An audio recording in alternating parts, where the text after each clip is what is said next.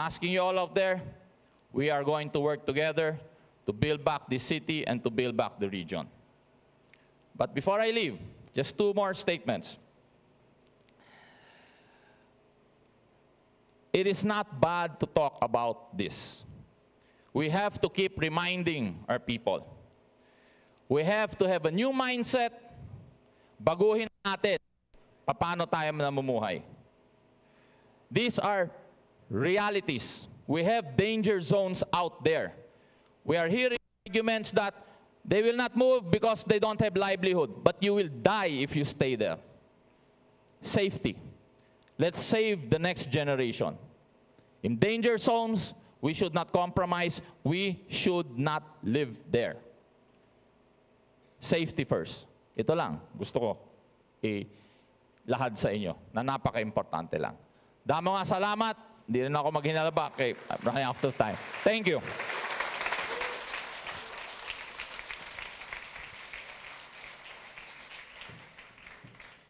Thank you, Mayor. Thank you very much, sir. We have coffee available in the back, and we'll be rolling a few videos for you while you have your coffee.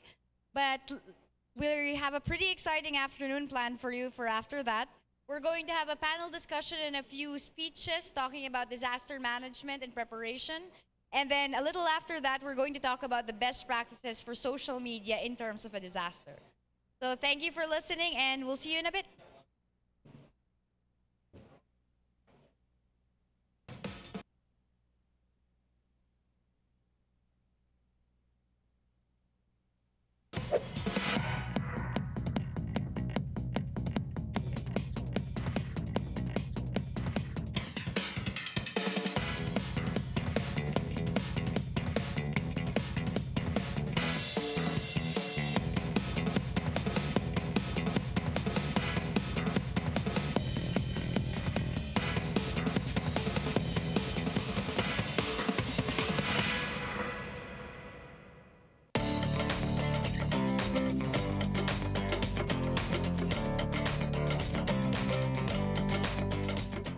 Noong nakaraang taon, sinalanta ng Bagyong Yolanda ang malaking bahagi ng rehiyon ng Visayas.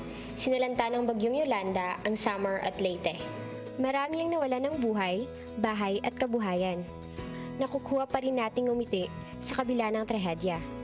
Ito ang nagbibigay sa atin ng lakas ng loob na lumaban at iayos ang mga nasira ng Bagyong Yolanda. Lumipas na ang 6 na buwan at ang International Organization for Migration o IOM, isa sa mga organisasyong tumulong sa mga nasalanta nating kababayan, ay naganda ng iba't ibang programa at palabas upang maibsan ang lungkot at makapagbigay ng saya sa ating mga kababayan sa Kabisayaan. Isa dito ang pagkakaroon ng Humanitarian, isang fund run na sinuportahan sa Pueblo de Panay, Rojas City, Capiz. Sa Gia naman ay nagkaroon ng Battle of the Bands, kung saan nilahukan ito ng mga banda mula sa iba't ibang panig ng Kabisayaan. Nagkaroon naman ng art contest para sa mga kabataan sa Ormoc. Pinakita nila ang kanilang likas na talento sa pamamagitan ng paggawa ng iba't ibang poster na naglalarawan ng kagandahang asal ng mga Pilipino at kung paano tayo hindi nawawala ng pag-asa sa kahit anong sitwasyon.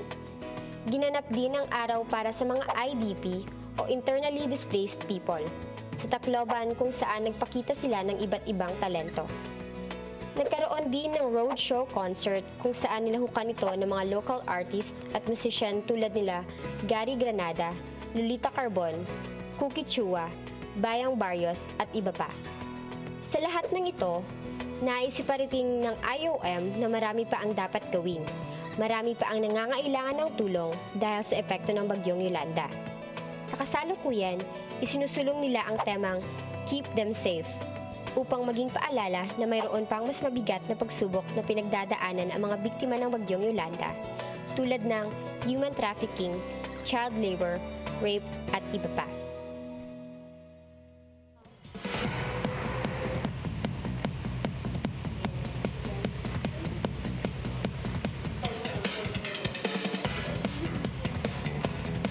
Dyan lang.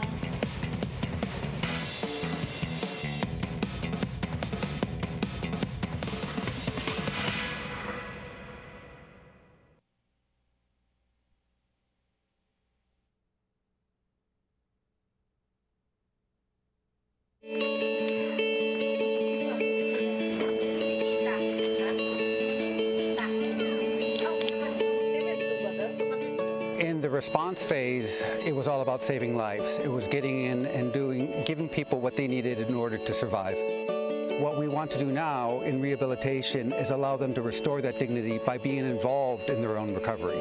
We're really focused on how do we meet those people who are struggling most in the community to rebuild, and how do we provide them real opportunities for them to rebuild their lives, rebuild their families, rebuild their communities.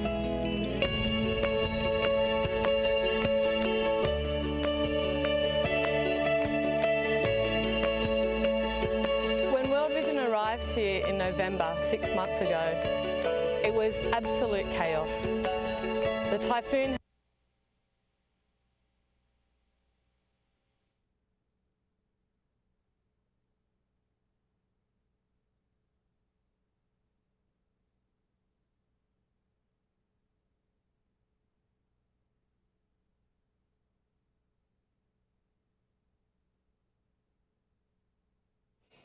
Hello, hello.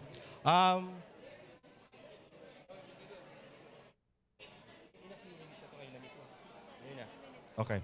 Okay. Announcement. Pagkatapos niyo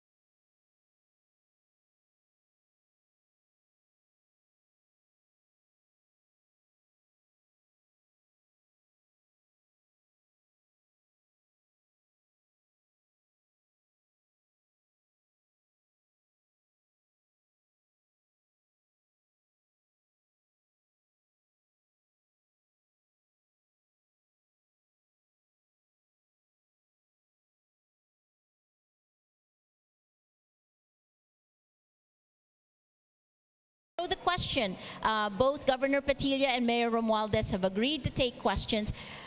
Since I'm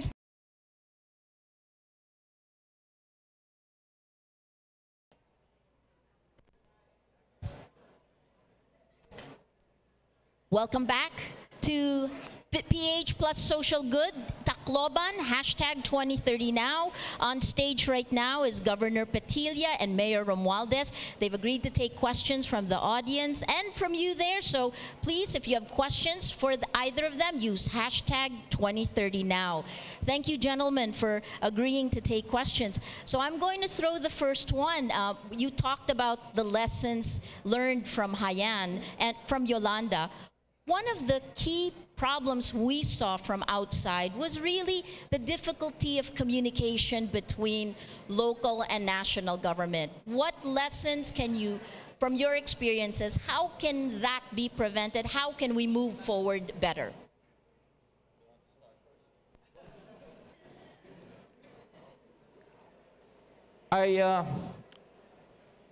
What's important, okay, how can we do this better? The proper protocols were established. In fact, it's laid out in the NDRRMC Act. And pertaining to disasters, I think there was more difficulty communicating or communication between the national agencies than the local government. Because when you look at the national government, you also have the sub-national agencies that are here, which are the regional offices, and they were on the ground. And basically, the local government was doing an assessment, and we were telling them our needs. And we shared with them our competing priorities, demands. And as we were doing that, we were also, I would say, well, we were hit. Our systems were attacked. And we had like, the first day only 10% was working, and it took days for us to start picking up the pieces and start moving on. So the lesson learned there, I feel, in fact, that's being discussed now, and I'm sharing with them. I think we need a national agency that would focus solely on natural disasters, like they have it in the United States, the FEMA. And I think that's important because the protocols change during a disaster, and level of responses also vary.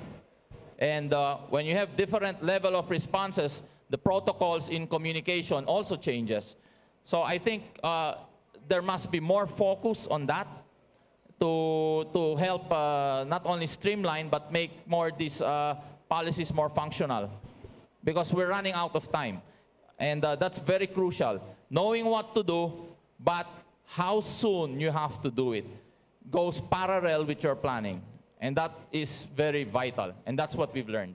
Thank you, Mayor. Governor Petilla, on the national government. Mike, please. Thank you. Honestly, it was a challenge. Communication was a challenge, especially right after the typhoon.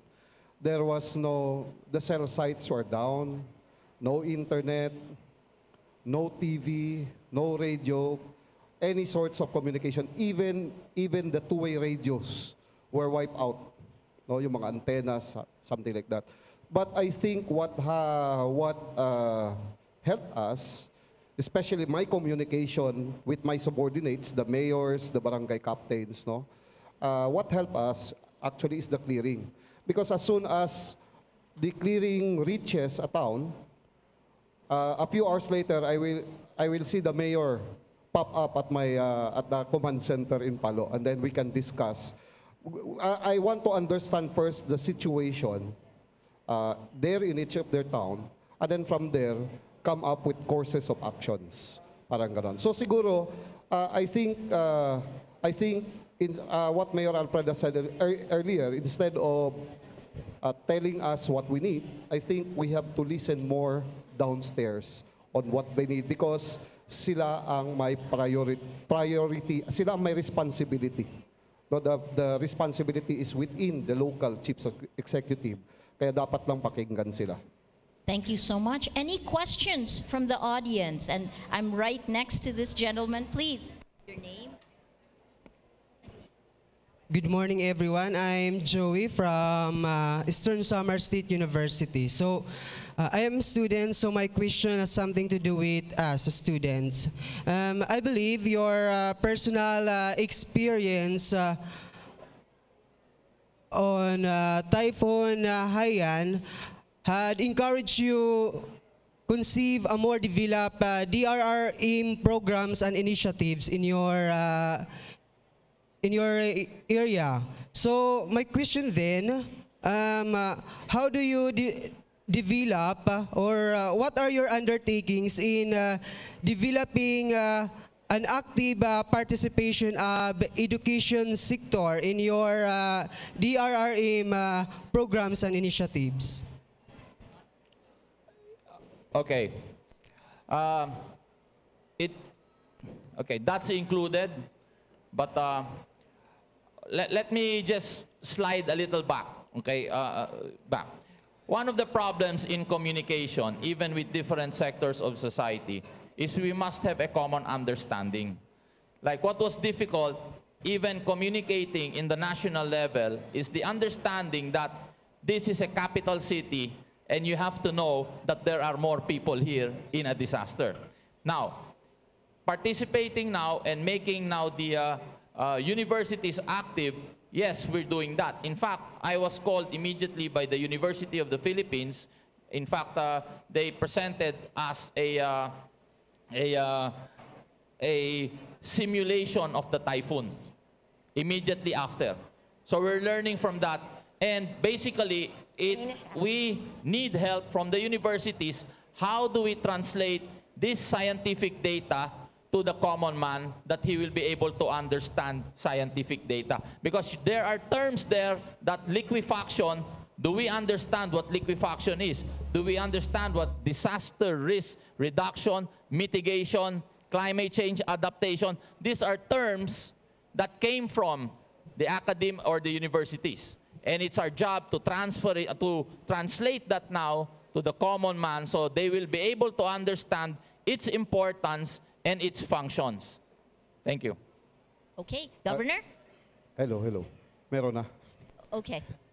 Yes, I think it's a good idea, no, to to empower also our students, and I think we have to work also to include that in your curriculum, doon sa mga universities at sa kabaskwelahan. The province in the past, we have been actually practicing. No, we have been preparing. We have the PDRMC together with the MDRMCs of the mayors and the barangays.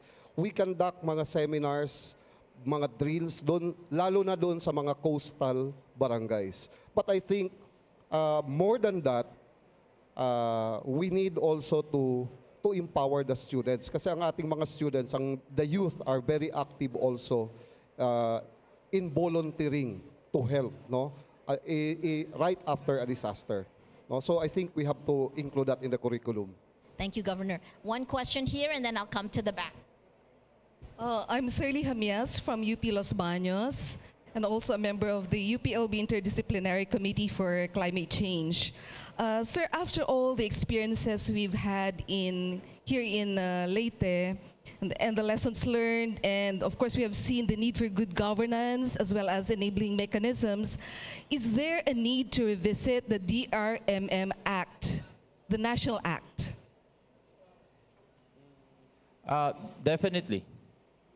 In fact, I have done that together with, in fact, there was a forum in Ateneo University, and we looked at that. And I have already spoken to many legislators of really sponsoring a bill that would create now a national agency solely focused on natural disasters and how we can really make it functional and how we can cascade that down to the CDRM and to the PDRMs. So to make it now, because we have to understand that lahat ng all the plans, pre-disaster plans must be tailor-fit to to your local government unit. It cannot be just a standard. So this is important, but we have to deal with an agency, especially now that there are many foreign governments that have invested millions of dollars in gathering scientific data. I feel it would be good if we have a national agency where those data are stored and they can partner with universities and the different scientists in the Philippines now to study that data and really make it functional and disseminate that now to the public. Thank you. Definitely a review is needed. Yolanda is a new normal. No? So we are expecting more things to happen. And just like anything that's new, usually we are caught off guard. No? So I think we need to adjust our laws eventually to adjust into a more powerful typhoon, even more than Yolanda. Mayor, Governor, a few weeks back there was a report from the Commission on Audit that said that there were donations given to the Philippines for Yolanda that were still in the bank. How did you both react to that? That it didn't reach the people who the donations were supposed to go to? Well, I'm not familiar to what amount was given to who, except for the ones that were donated to the province, no? And mostly it came from the other governors and mayors from other parts of the country who donated. And then there were a few private companies who did, and we have already disbursed that to help in the recovery and the livelihood. Mayor? I have been to several countries in the last several months, and I have met many Filipino communities that have donated money also. And I have read the report of different agencies saying how much money actually, or a round figure that came into the Philippines. I was kind of mind-boggling, because it was kind of mind-boggling to see that such a large amount, and yet when you go to the ground, it doesn't reflect the donations that supposedly were given. So, you know, having it in some bank accounts surprised me, but at the same time, it had to be somewhere. So I'm just happier that it's in banks rather than, you know, it's gone. I suppose the positive end of that is it is still there to be used. The mayor of Alang-Alang has a question. Sir. May tanong daw ho kayo or no? Oh, I'm sorry. Oh.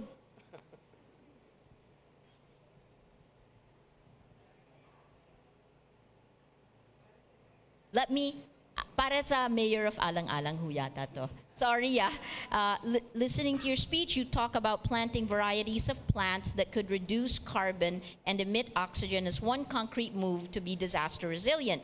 I am more interested to hear what would be the direction of the province of Leyte in terms of solid waste management, considering that all towns of Leyte are not compliant to RA 9003. Yes, as far as carbon and oxygen contents in the atmosphere is concerned, we really need to plant lots and lots of trees. We need to do it massively. Yolanda is massive, and our response should be massive. And for that, we have already, hopefully, no, we already have funding, no, to put up a mechanized nursery. No, to put up a mechanized nursery that can produce 100,000 seedlings a day. No?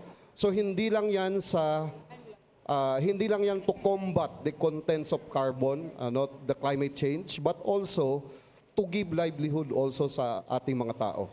No? So that way we can kill two birds in one stone. So that is there, very much there on the priority of the province right now. No, yung pag-create ng mga seedlings. Thank you, Governor. We have two questions left. Let me take we have to give it to a man and to a woman. I'm so sorry. Good morning, Governor Petilla and Mayor Alfred. Of course, I'm Joyce. We have met several occasions. Joyce Alegre, Professor Alegre of the University of the Philippines, Visayas, Tacloban College.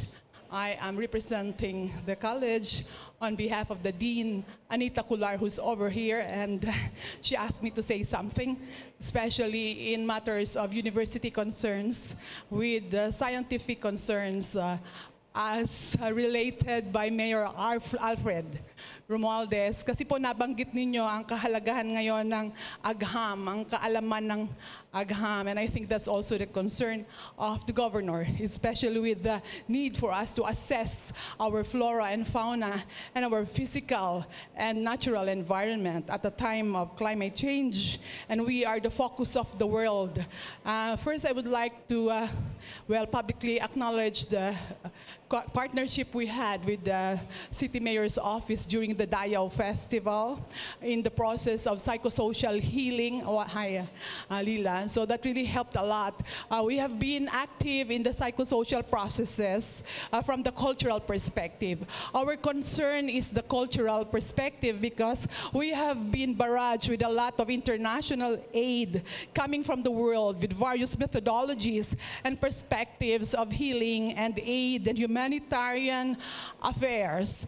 And we feel bad when this is happening under our very nose and we are not participating in the process of our own healing. Kaya po ang itinutulak ngayon ng university, I think UP Los Baños people are here. Yeah. My question is now, how do we address the social concerns? You mentioned about safety. One, paano po pinapackage yung safety when we move and then paano po yun? Safety muna? What about the livelihood? What is the approach? Is it holistic? And then secondly, the processes of cascading, yung sinasabi nyo pong cascading, ito po ba ay nanggagaling sa top pababa? Ngunit meron naman po tayong kaalaman, may mga scientists din tayo, at saka may mga kaalamang traditional. We have a term for surge, and it is lunop. And in our history, it happened 3 times. In 1898 was 1887, 1912, and in the 1930s. And we have that in our legends and oral histories. And this is what we would like to look into. So gusto ko lang po malaman, paano po yung approach? We would like to be participative. Makatulong po ang ating local scientists from that point of view of being survivors ourselves. Thank you. First of all, what I mentioned earlier about cascading it down, because one of the immediate problems we have working with the national government is there are missing mechanisms to get resources down to the ground. So what I meant was we are working together with the national government to create now mechanisms wherein they can download resources for us to get back on our feet and to help us recover. That is what I meant. Now, with regard to scientific data, we are also, scientific data, by the way, is also very expensive. Even creating the topographical maps and all, we're fortunate that different governments all over the world are helping us acquire those data.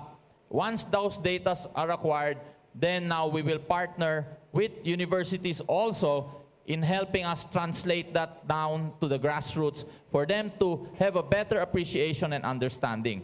Now, with regard to the different NGOs that are coming in and providing social work and help to the city, we can only monitor that, but we can also, because the city, we had to, earlier on, we had to devise a way wherein, a mechanism wherein we traffic all resources that are coming in.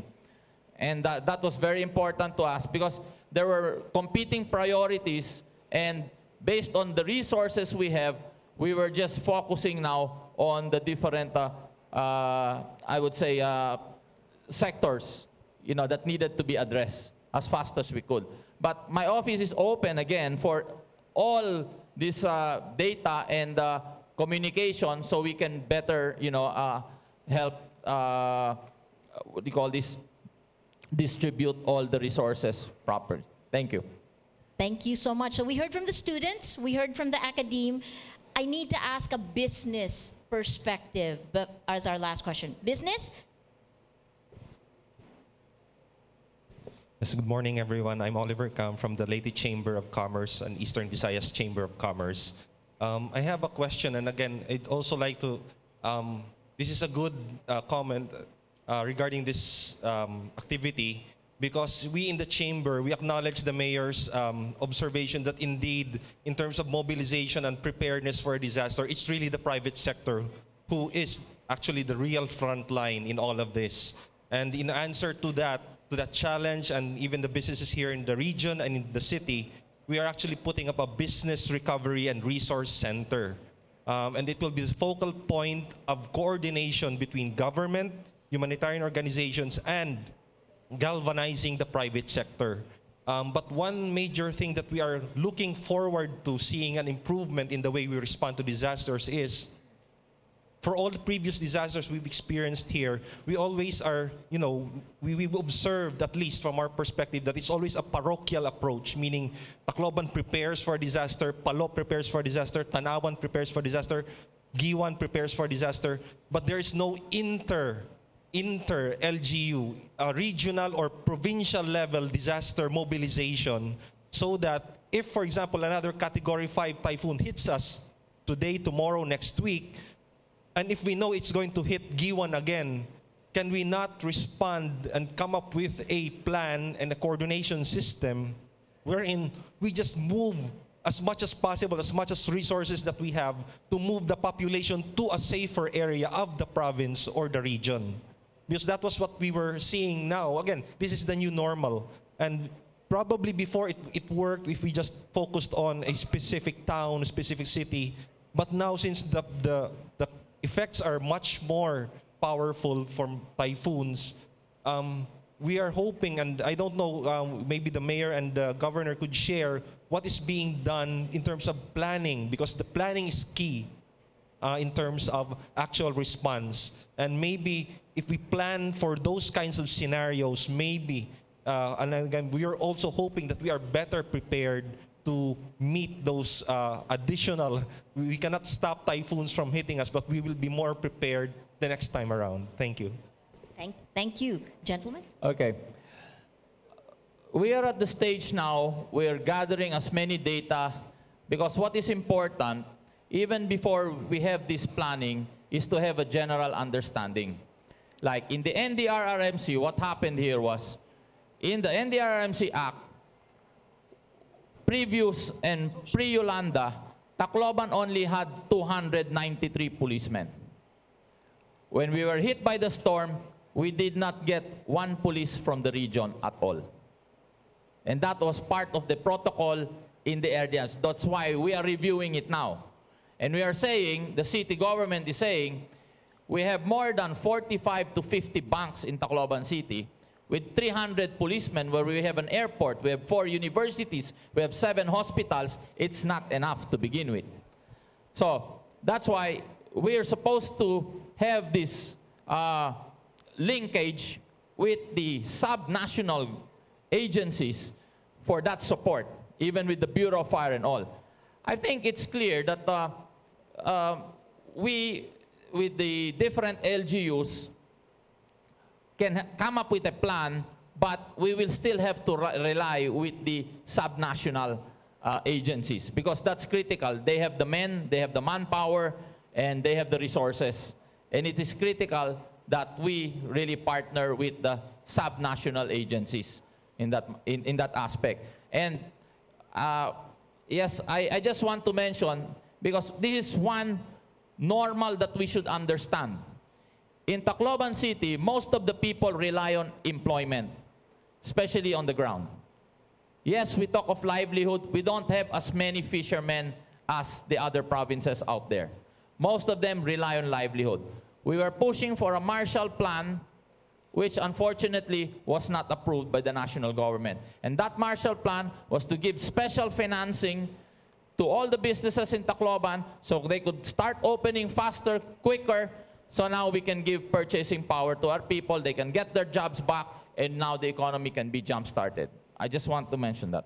Thank you. Thank you. Good point. Good point sa question ni Oliver. Well, in fact, no, 6 days before the landfall, the typhoon was projected to make a landfall at the south of Borongan, no, in that area, no.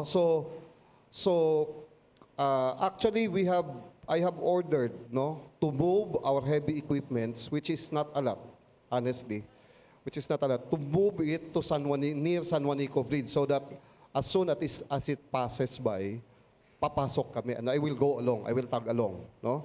That was the original plan. And then in the end, 2 days before the typhoon, it was projected to hit Tacloban, ang eye.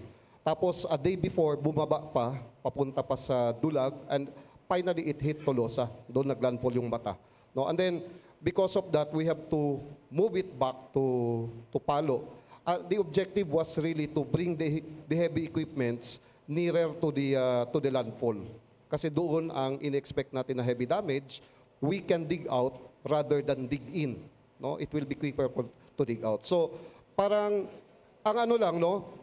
Siguro, I think we have to have a body, no, to manage this, no? Yung inter-province, inter-cities na mga coordination. At least dito sa the municipalities in Leyte, no, we were in close coordination with the mayors. No, I was in close contact with them a week before the typhoon, several meetings, and then phone calls and everything to discuss ang mga strategies. No? Siguro, I think on the regional level, no, for example, parang ganon, if had we gone to Samar, probably mahihirapan kami because we will not know where to go. Saan unahin, saan ganon, no? But since dito natamaan sa amin, although hindi ko sinasabi na masaya kami, dito nagland sa amin sa Leyte, at least it was easier for us because we know where to bring the heavy equipments. We know where to deploy them. No? So I think it's a good point na we should also have a regional level na coordination as far as this disaster response is concerned. Thank you so much. Last question is coming from social media. Can we look at the question from social media? This is from @Chellandia for Mr. Romualdez. Also, what steps are being done to make Tacloban more disaster resilient? I think the first resource that we looked into was how do we build up social capital? How do we build up the correct thinking and the correct mindset? We have to have a common understanding first that yes, not only is there a new normal, but we have to institute now resiliency in our policies. We have to make it part of our life. And I think that's our main focus. We have instituted that in all departments in City Hall. We have to be economically resilient. We talk of our environment, and not only of resilience, we talk of sustainability. Like in the city, we look and we say, our population is growing. We're an urban center. But can we sustain the growth? Can we sustain now people coming into Tacloban? Do we have enough resources like water, electricity for investments that are coming in? So this is part of the sustainability and resilience building. And it has to start within City Hall in the different various departments. In fact, the city now, we partnered with UNDP and we are building, beside the City Hall, we are building now a disaster risk reduction and climate change adaptation center in order to now not only empower the public, but disseminate now new policies and new frameworks. Thank you. Thank you. Governor, any last thoughts? Any last thoughts? Or yes, sir. So now on a broader perspective. Well, siguro no, I would just like to express my appreciation to everybody. Okay, what brought a very fast recovery to Leyte was the hope that the people had. That the hope that they will come out victorious in the end, even in the face of this unbeatable foe, the Yolanda. No? And the whole world, no, a lot of them, just by showing their faces here in Leyte, it has really helped sparkle that hope. So again, my big appreciation to everybody. Thank you so much, Governor Petilla, Mayor Romualdez. We started with inspiration to keep moving forward because it is a difficult road ahead. You're coming to your 1-year anniversary. Let me just point out, you know this better than we do. There's still a lot more work that needs to be done. We need to come together. Let me turn it back to Patricia and Voltaire. Thank you, gentlemen.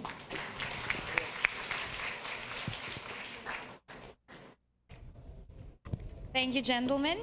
We'd like to call to the stage Ms. Kelly Arena. Kelly Arena is the founding executive director of GCJD, is a CNN former justice and investigative correspondent, and the first recipient of the Dan Rather Chair of Journalism of Sam Houston State University. She is a globally recognized award-winning journalist with decades of experience in national and international newsrooms. Ladies and gentlemen, a round of applause, please.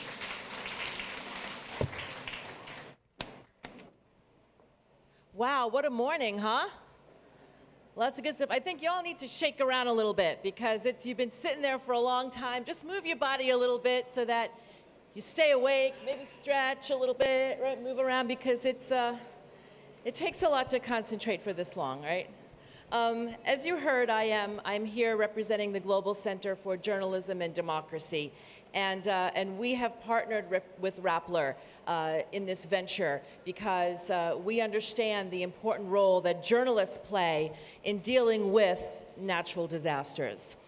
When you think about, you know, of course we have first responders that are so important, and government and relief organizations and so on that are vitally important in the process, but so is the flow of information.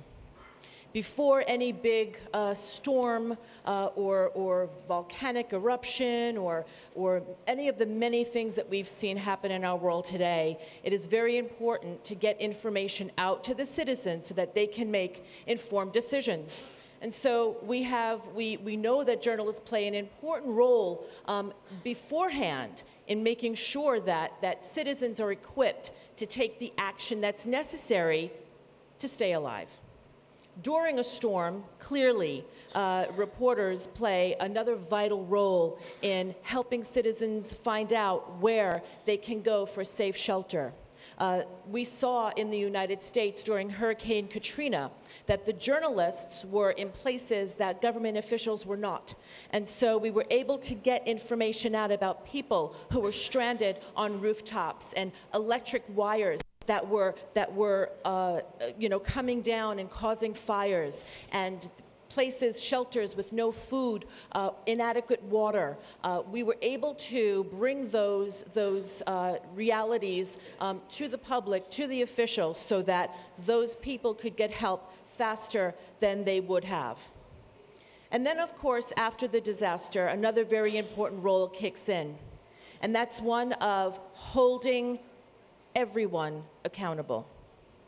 So how do journalists play a role in that process? Well, clearly, lots of money floods in after any natural disaster, and journalists have to be aware of where it's coming from and where it's going and what the intention was.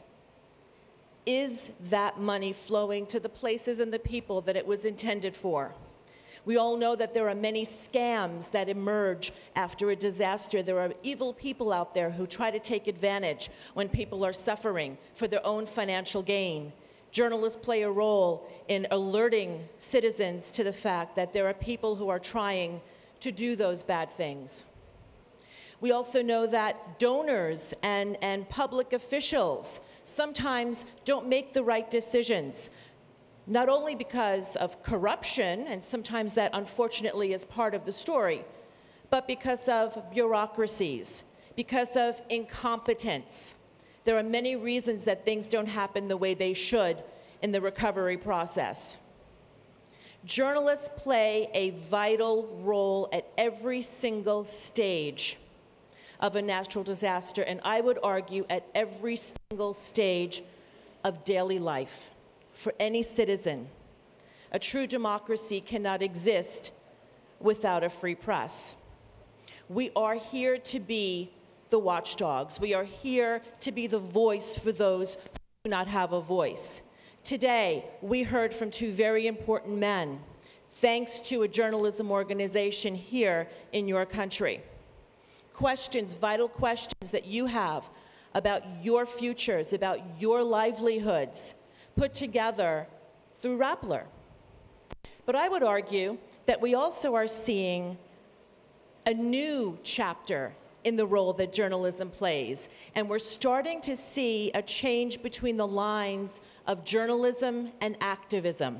You're going to hear a little more about this later, but Rappler has launched a very impressive project called Project Argos, which provides real-time information during a natural disaster in an effort to make sure that the help that is necessary gets to the people who need it. So in their quest to tell credible, passionate, powerful stories, they are also serving an amazing role for the public. And Maria will have more information on that as well.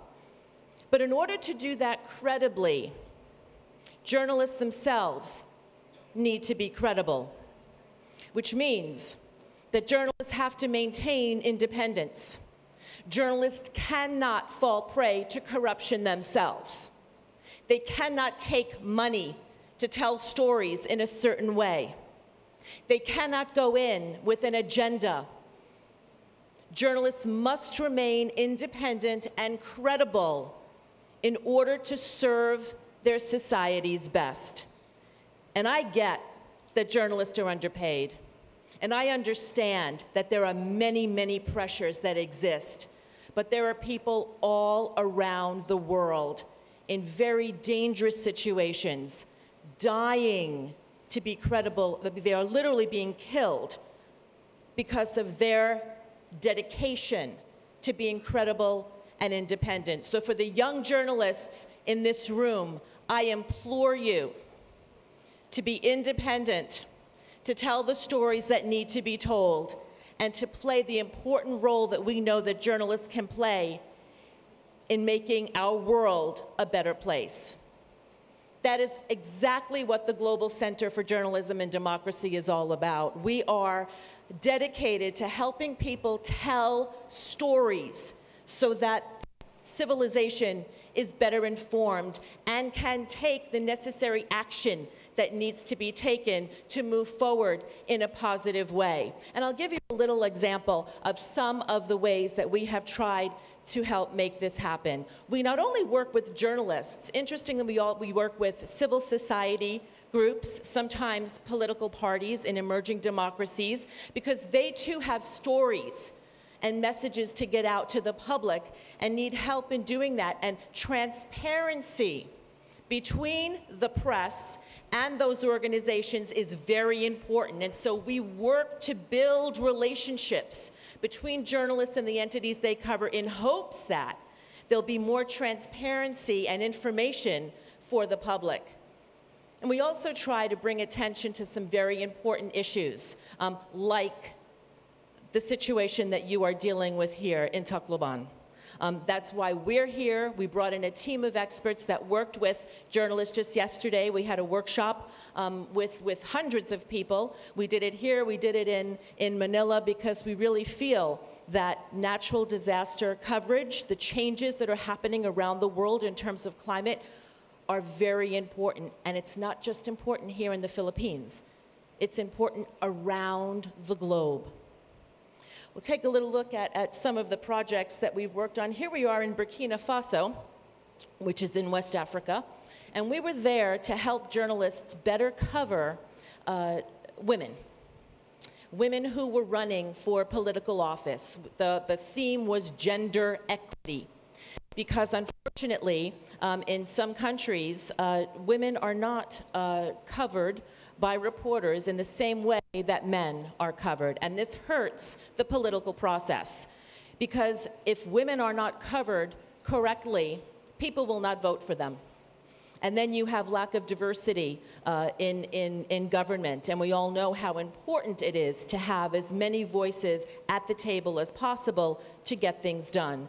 And so we went into that country to work with journalists to help them understand and perhaps look at women from a different perspective. We also went to, here we are in Lebanon, Beirut, Lebanon, where we had a group of journalists who just started to cover the oil and gas sector in that country. There was a huge discovery of oil and gas off the coast of Lebanon. But those reporters had no idea how to cover that because they never had before. And the government was promising that this discovery was going to lead to a lot of money coming into the country. Well, journalists need to make sure that processes are being followed properly. They need to make sure that that natural resource is used for the good of the people and not just for the good of a few people who are in power.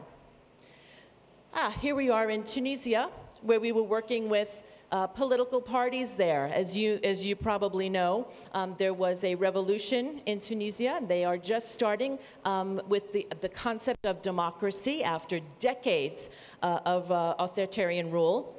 And we worked with some political parties to help them understand how to talk to the public, how to listen to the public, to understand what they should be doing as political parties. And this is a brand new concept there. They didn't really understand that they were there to serve the people. And so in their quest to try to communicate better, they better understood their role as a political party in that society. It's a very exciting time in that part of the country, as you know.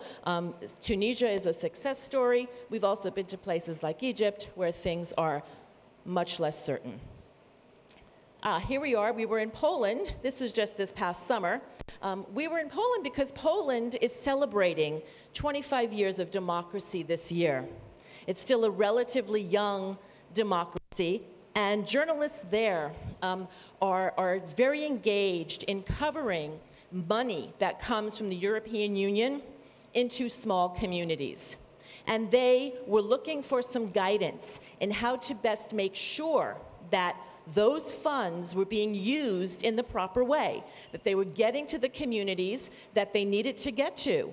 Even in a democracy like Poland, right? I mean, this is something that is very important, that journalists have to play that role of holding public officials accountable. There is no better organization in the world than the media to hold society accountable for their actions. As a matter of fact, we're not alone at all in that view. The United Nations is currently deciding whether or not to include freedom of expression and freedom of press in the UN development goals for after 2015. Now, there are some very big countries that are very much against that, who do not want freedom of expression and freedom of speech to be a development goal, because then what that means is that the world will be watching.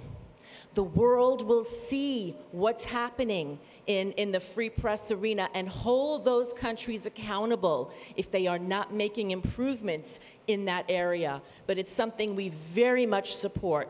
But whether or not those goals are adopted as part of the post-2015 millennial goals, we will continue to fight that fight because we know how important journalism is as a development tool. And so I encourage all of the journalists out here, the government officials that are here, members of the military that are here, to recognize, to appreciate the role that the press plays in a society, and to understand that this is not necessarily an adversarial relationship, but one in which we can all work together for the good of our society. I'm going to leave you with a little video of what we Okay, you know what? We're not going to leave you with a little video because I've run out of time and I talk too much. So in any case, I just want to thank you so much. This room is crowded with people, and we are beyond thrilled that we could play a part in getting you all together here to discuss this very important issue. And God bless all of you.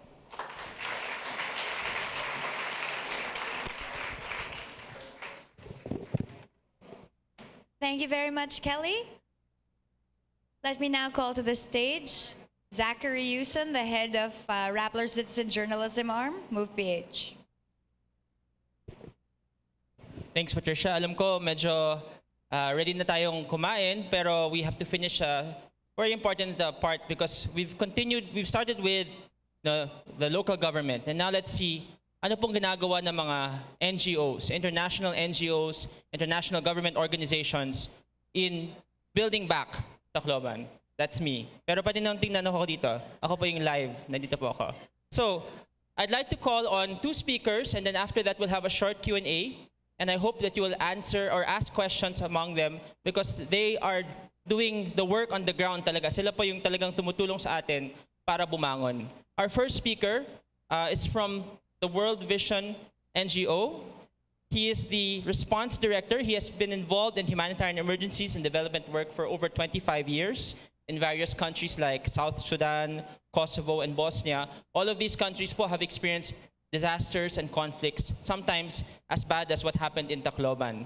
And he is currently the response director of World Vision Haiyan, response based here po dito sa Tacloban City. Please welcome Mr. Andrew Rossauer from the World Vision.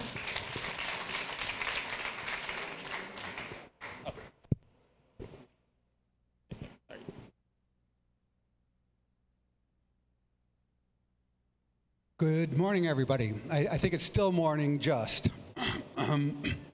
As mentioned, I'm Andrew Rossauer. I'm the response director for World Vision based here in Tacloban. I've had the pleasure and privilege of working in the Philippines now for the past 8 months. Before I begin, I would just like to extend a note of appreciation and thanks to our colleagues, our friends, Maria and her team at Rappler for making this event possible. As the governor and the mayor pointed out, we have an obligation to rebuild and to recover and to build back better. We also have an obligation to get the word out. We have an obligation to make sure that we learn from lessons that have occurred here in the Philippines and that we share those lessons with the rest of the country, the rest of the region, and the rest of the world. We also have an obligation to be innovative. We're working in a context here in the Philippines where, unlike a lot of disasters and emergencies, we do not have major security concerns. We do not have, we've got a strong and capable government. We have a lot of support from the international community in terms of funds. We have a lot of opportunities at our doorstep as we respond to this horrific tragedy that occurred here in the Philippines. These opportunities don't exist in a lot of contexts. So the obligation that we have is to use this opportunity that is given to us to be innovative and to do things differently and share that with the rest of the world. So folks like Rappler, the person who preceded me in regards to the media, we can share this information. I also want to thank every one of you, those who are here in this room, and also those who are joining us virtually, because we have to get the word out of what we're doing. On that note, let me walk you through what World Vision has been doing in the Philippines. During the recovery phase, we were able to reach 750,000 people.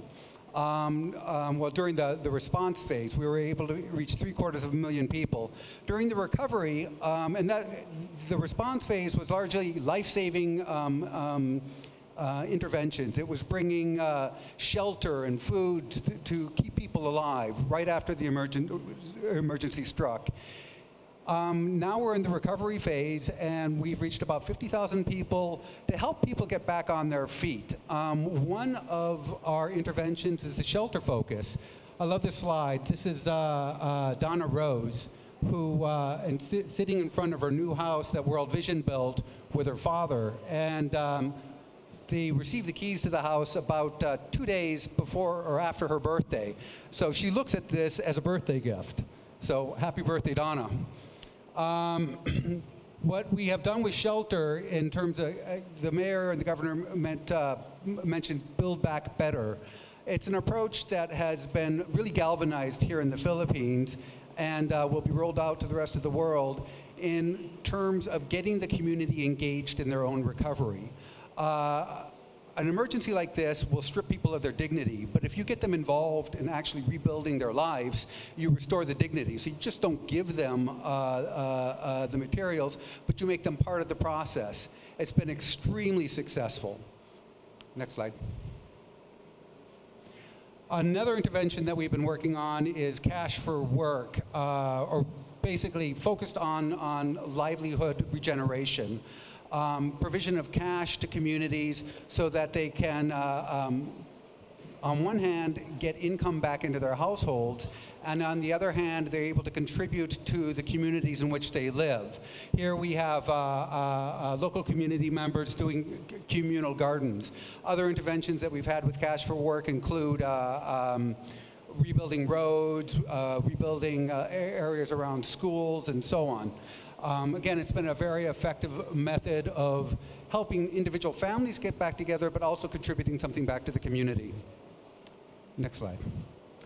The third and final slide I have for you today is focused on water. This is John, he's 13.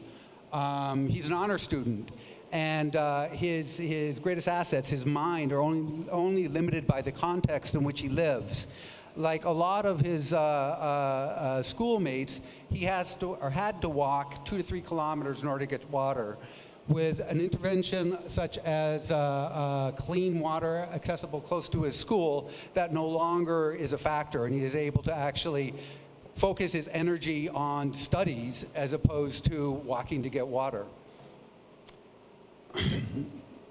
Moving forward in terms of next steps and what we can do, there's one of the themes of this particular event is looking at how we use social networking, how we use innovations to do our work better. World Vision has been piloting an effort of humanitarian accountability in which we go out to the communities in which we work and we find out exactly what their concerns are, and that is fed back into our programming. So as the needs change within the community, World Vision has been able to respond with a very robust humanitarian accountability package. Another program that we've been working on is LMMS, the Last Mile Mobile Solutions, which provides all the data of our beneficiaries in digital form so that we have a record of exactly who has received what. It's been a very effective tool moving forward. I think these are the sort of innovations that have been pioneered here in the Philippines, but will benefit the rest of the world. So on that note, thank you, and I will close my presentation.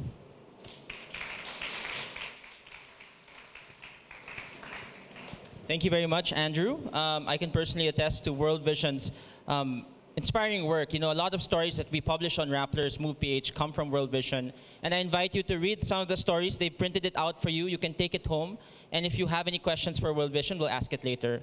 Our next speaker is from an organization that not many may know of. It's not as popular, so to say, you know, but I think the work that they did in Tacloban is really phenomenal in terms of making sure that people are protected, even if they have nothing left. No. So I'd like to introduce our next speaker, who has had more than 2 decades of experience working in international agencies and civil society, where she focuses on gender mainstreaming and human rights.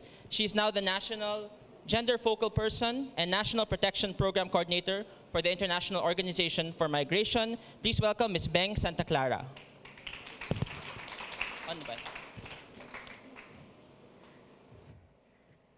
Magandang tanghali na po. Gising pa po tayo? Salamat po. Makinig po kayo. Sandali lang to. Alam ko po mahirap pag magugutom. Kaya mabilisan po tayo, pero sigurado kompleto ang usapan natin. At bago magdire-diretso, pasalamat muna sa Rappler para sa partnership na ito at pagkakataon na may bahagi namin sa inyo Ang aming ginawa, hindi dahil lang kami ay IOM, kung hindi dahil kasama kayo. Nagsimula ang operation para sa Yolanda response dito sa Tacloban, sumunod Giwan, Ormoc, Rojas, Cebu. Yun po ang aming presence para sa Yolanda response. Aming campaign, #KeepThemSafe. Ibig pong sabihin, gusto namin lahat ligtas. Ligtas sa pang-aabuso, ligtas sa karahasan, ligtas din sa mga susunod pang mga dilubyo o disaster. Okay. So para po sa hindi nakakilala sa IOM, ang IOM po, kasing bata ninyo, nagsimula dito, panahon pa ng martial law, 1975, nandito na siya, batay sa imbitasyon ng gobyerno para tumulong sa Vietnamese refugees. Paano niyo po kikilalanin ang IOM? Ang IOM, Intergovernmental Organization, ibig pong sabihin, para siyang UN, United Nations, pero we operate more like an NGO. Anong kinaiba namin sa ibang UN agency? May field presence, may direct service provision, at kasama kayong nagtatrabaho. Aming priority, work with the government to make them accountable, make them lead the response, and provide the necessary services para sa kanyang constituents. So yun po ang aming trabaho, tulungan ng gobyerno, kasama ang civil society, kasama doon ang private sector, ang media, lalong-lalo na dapat nagsisimula sa mga IDPs, sa beneficiaries. Ang punto ng kahit na anong pagtulong.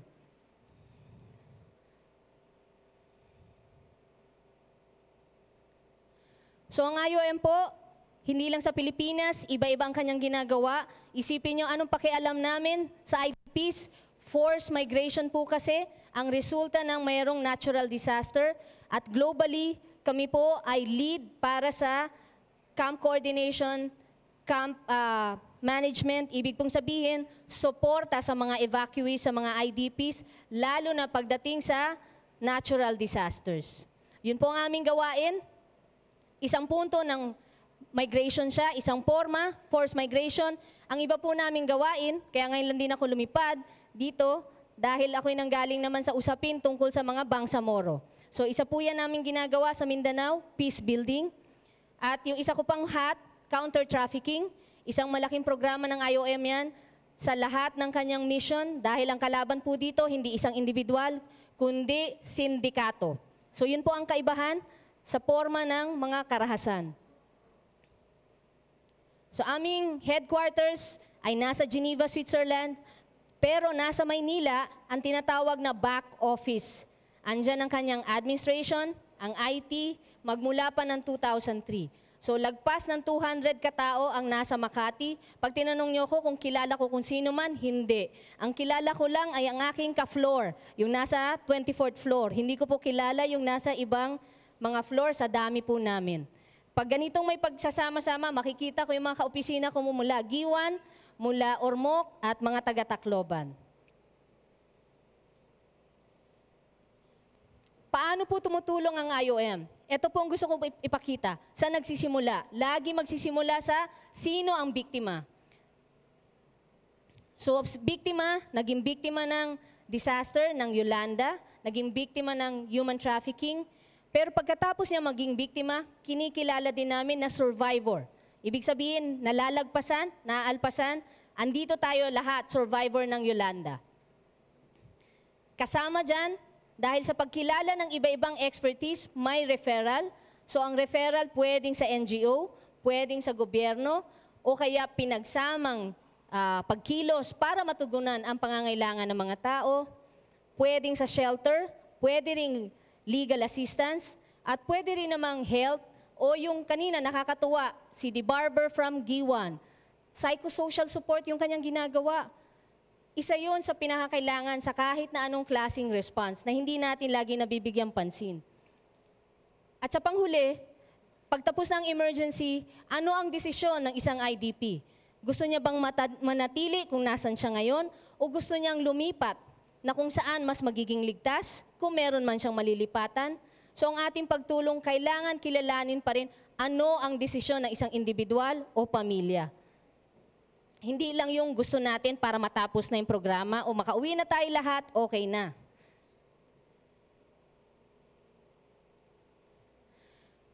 Marami po sa inyo narinig to nung simula ng Yolanda response, level 3. First time na nagkaroon ng level 3 response in the Philippines. At mas madalas, ang level 3 ginagamit sa panahon na may political crisis. Gaya ng South Sudan, level 3 crisis yon. Central African Republic, crisis din yun na level 3. Pero political and armed conflict ang pinagmulan. Sa atin, ang pinagmulan, bagyo. Matinding bagyo, 6 times naglandfall na masal. Sabi nga niya, it's more fun in the Philippines na masyal siya. Kaya ang daming naapektuhan, di ba? 4 milyong pamilya, 1 milyon hanggang ngayon apektado dahil nasira ang mga bahay o wala ng mga bahay. Ang gusto namin emphasize, protection. Ang mandate kasi ng humanitarian worker, 2 bagay. Life-saving assistance, pangalawa, ang protection. Equal sila. Hindi sila pwedeng kalimutan. Anong bago sa aming ginawa? Dinagdagan namin ng elemento ng protection, may dedicated team na tinatawag ng mga protection assistants at ang focus, 3 bagay. Awareness raising para sa prevention. Pangalawa, yung tungkol sa protection support. Dahil alam natin ang epekto ng bagyo, maraming nasira mga opisina, mga ahensya, naapektuhan din ng mamamayan. Marami na hindi na kagad nakabalik para magbigay ng tulong din. At pangatlo, capacity building. Ang capacity building, kasama namin dito ang Eastern Visayas State University para sa community education. Sila, pati yung mga youth leaders, mga IDPs na mga kabataan, sila na ang nagbibigay ng pag-aaral sa komunidad. So gusto ko lang pakita ang ilan sa mga imahe. Yung numero dyan, maliit, kumpara doon sa milyones na naapektuhan. Pero gusto ko lang emphasize, meron tayong pinagsisimulan. Kahit papano dito sa Tacloban nagsimula, itong aming response at dinala sa iba-ibang lugar. At ngayon, i-adapt na siya na formal sa lahat ng programa ng IOM pag may response automatic na may protection. Napanood nyo na yan kanina. Okay. Panghuli lang, gusto kong emphasize, anong key lesson? Invest. Invest on protection mainstreaming as part of preparedness and ang sa amin given automatic makipagtrabaho sa gobyerno, kaya hindi ko na dyan sinama. Pero naalala ko yung iba kasi hindi automatic nakikipagtrabaho sa gobyerno. Kailangan nating gawin yon para mas effective ang accountability. Pag walang engagement, kapos ang accountability. So we have to engage. We don't have to love them. We just have to respect them because they are the social institutions. At wag natin kalimutan ng mga scientists. Meron po kaming exhibit, yung mapa ng Project NOAA. Sila ang tumulong sa amin paano i-assess ang mga evacuation centers at paano ngayon gagawin saan dapat ilagay ang mga tamang evacuation center para hindi na maulit na mamamatay ang mga tao doon sa evacuation center. So panghuli po, ito po mula sa Bank House, ang ating mga kapatid sa LGBT community, ang hiling nila, acceptance, keep them safe. Salamat po. Mas maraming impormasyon sa aming website sa Philippine Response.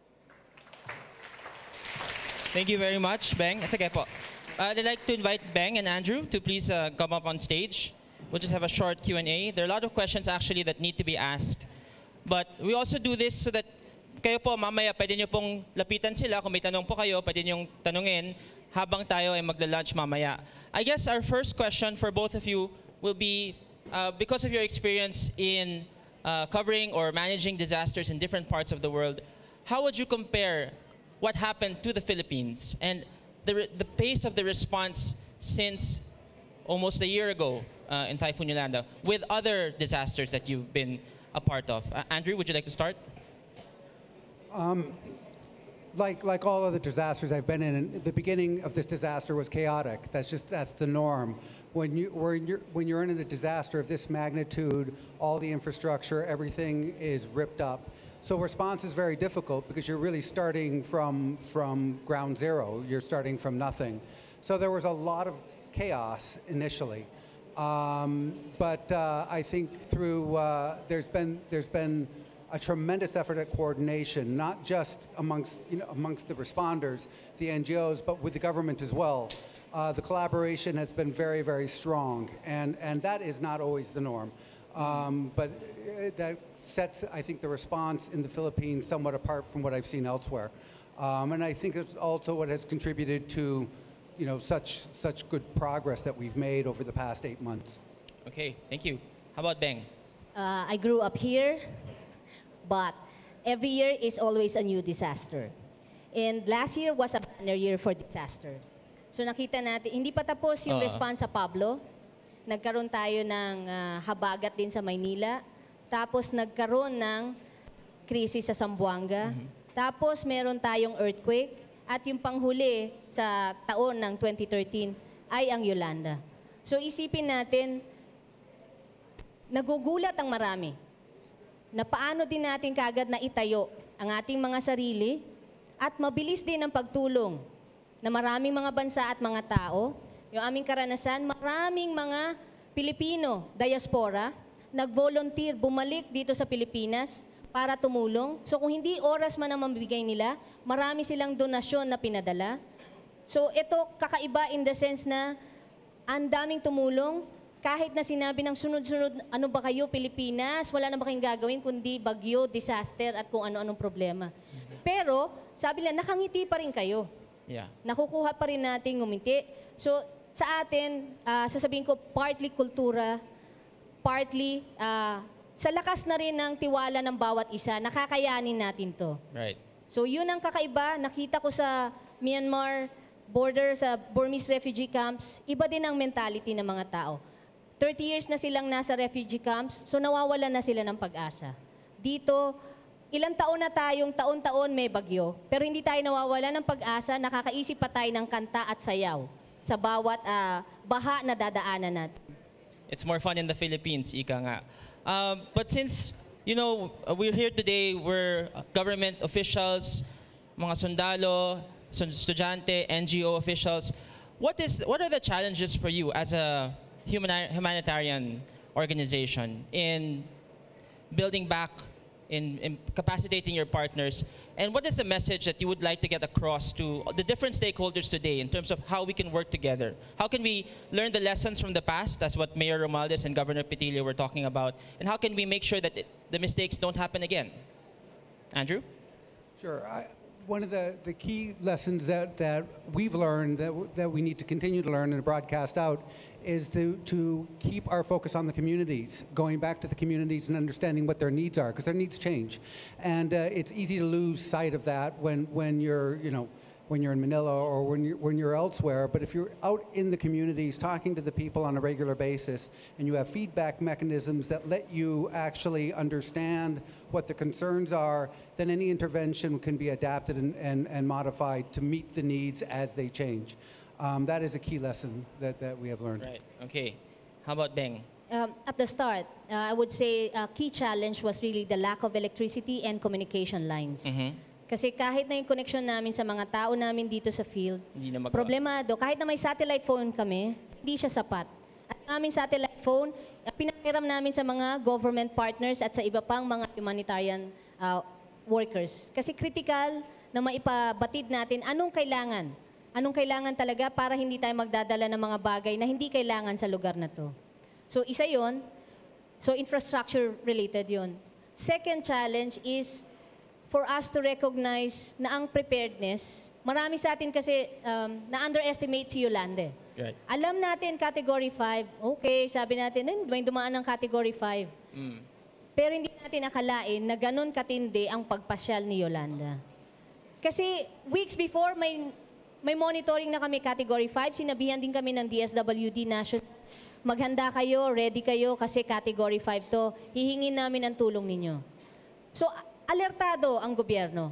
Ang hindi natin in-expect, magiging ganito ang epekto niya na sabay ang hangin at tubig. Madalas kasi sabi natin, hangin lang o kaya tubig lang. Ngayon, nagsasabay na siya, hangin at tubig. So yung realization na hindi pwedeng business as usual. At panghuli, trust that the solutions are with the Filipinos. Listen to the Filipinos. KIDP siya o LGU siya, kailangan natin pakinggan. Hindi porke aral tayo sa ibang lugar o nagtrabaho tayo sa international agencies, tayo ang may kasagutan. Maling-mali yun. Iba ang sagot para sa ibang lugar, walang one size fits all. Kailangan natin gawan lagi ng panibagong sagot batay sa sitwasyon ng mga komunidad na ating tinutulungan. Okay, thank you. Now, I know maraming tanong, but we can only accommodate 2. So, I think we have one here, and then I'll ask another one in the back po. Sige. Can you introduce yourself, please?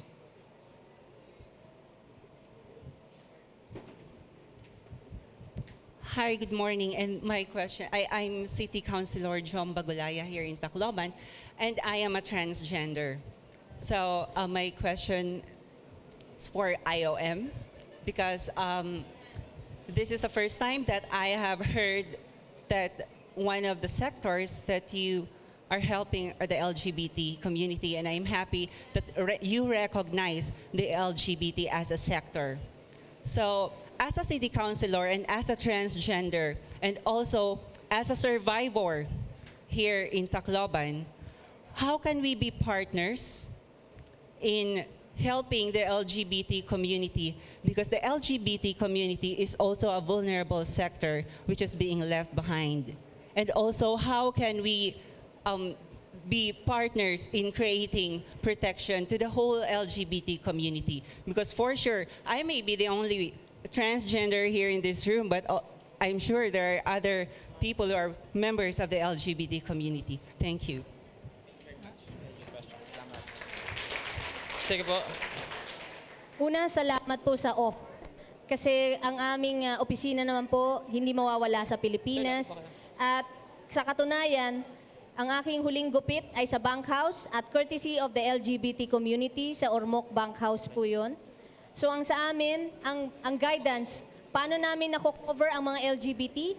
Dahil na rin sa issuance ng Commission on Human Rights. Sa simula ng response, nagbigay ng guidance ang Commission on Human Rights, sino ang vulnerable sectors.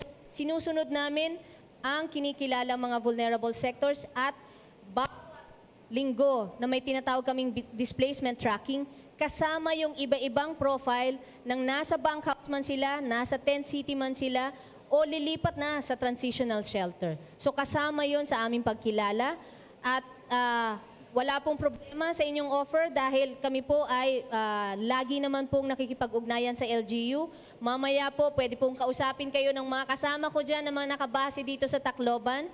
At ako rin po mamaya, pag tayo ay naka-break na, makikipag-usap sa inyo. Okay, thank you. Our last question before we move on. And then of course, pwede kayo magtanong mamaya po sa break. Good noon to everyone. I'm Danilo Atienza, the Provincial Disaster Risk Reduction Management Officer of Southern Leyte. I would like to raise this question to both the IOM and World Vision. Because what usually experience, not only in the Philippines, but also in other countries, when there is a major disaster, international organizations do implement programs, but I don't know if during the planning stage, they have considered sustainability in those programs that they are implementing or they would like to implement in that country. Now, what usually happens or experience is that after that implementation time frame of an INGO, they will left the country and then not minding really on what will happen on the programs that they have implemented. What we are focusing now is resiliency of the communities.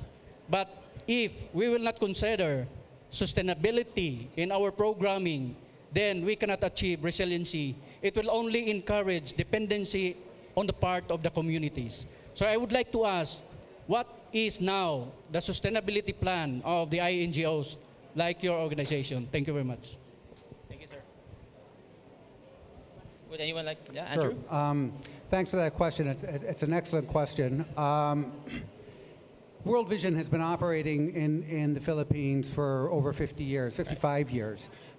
In terms of sustainability, we've been working with the same communities for almost half a century. So when a disaster like this happens, we already have a footprint that's well established within the communities and very focused on what the communities need. It's simply a matter of adapting our approach with the communities based on the emergency at hand. In this case, it was Typhoon Haiyan. In terms of the whole approach on resiliency, resiliency is really the connecting block between regular development programming, which World Vision has been doing in the Philippines for a long time, and something like an emergency. It sets us up and it prepares us to make the communities more resilient, because we know these disasters will happen again. What we are focused on now is pre-positioning, preparedness, and training, building the capacity both of our staff, but also working with local government units and making sure that, for instance, the DRR legislation that has been put out is implemented, and that the local government units have the capacity to actually implement the legislation. So these are some of the efforts that we're doing to make sure that it is sustainable moving forward. Okay, thank you. And Beng, your last words. Yes. Dahil yan isa sa trabaho ko sa IOM, ang sumulat ng project proposal, program design. The best way to ensure sustainability is, one, to ensure relevance, two, participation of the communities we want to serve, and three, it's included in the plan since day one. Right. So that means we're not planning about sustainability now. And that's why what I've shown earlier, yung training ng mga teachers, ng mga IDP youth, sila na ang magbibigay ng pagsasanay. Hindi kami. Simula lang, tools lang ang aming binahagi. That's part of sustainability. Hindi ibig sabihin, hindi namin sila coach, tutulungan pa sa mga materyales. Kasama din namin dyan yung mga AFP and PNP sa pagsasanay. So hindi lang yung direct community, pati yung other stakeholders kasama dun sa sustainability planning. Okay, thank you very much. I'd like to thank the two speakers for your time. At palakpakan po natin sila, IOM, World Vision, at lahat ng mga humanitarian organizations. Maraming salamat po.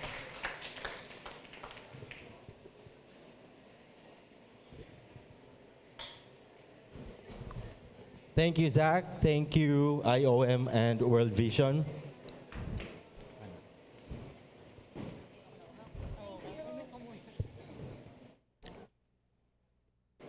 A day before Haiyan, I recall, I was at the high-tech operation center of DILG and the PNP at Camp Crame.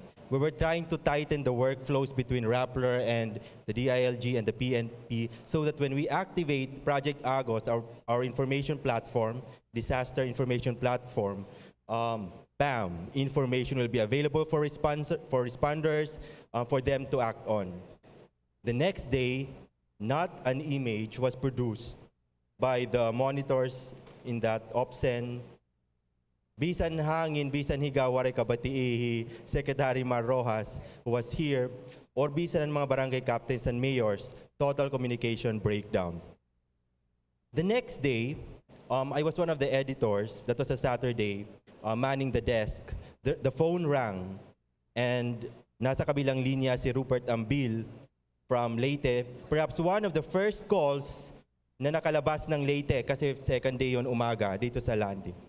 Habang kinikwento niya yung nakikita niya, there was death and debris all over, from the airport hanggang sa downtown.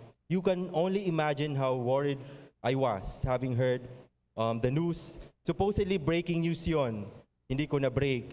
Binalita ko kina Ma'am Maria, and then Ma'am Maria said, Voltaire, that's supposed to be on the news site. Hindi ko nasulat kasi naano lang ako na total blackout yung balita niya. And so I quickly wrote the news and then uploaded it. For 4 days since then, walang balita.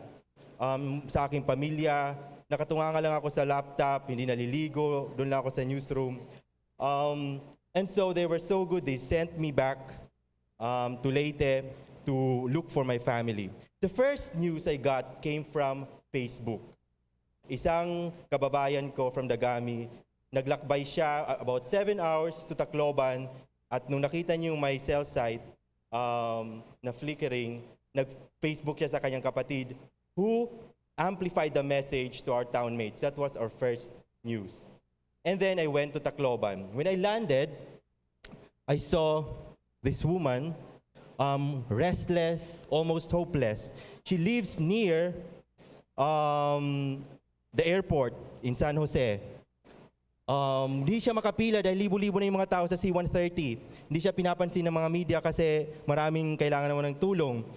Nakita ko parang I saw my mother in her, parang she's tough, apparently tough and strong, pero she was so vulnerable. Sa ganung sitwasyon, makikita mo yung paano brinake yung strength ng mga kababayan ko. In fact, my mother, nagtatapang-tapangan pa pagdating ko sa Dagame, ayaw pang umalis.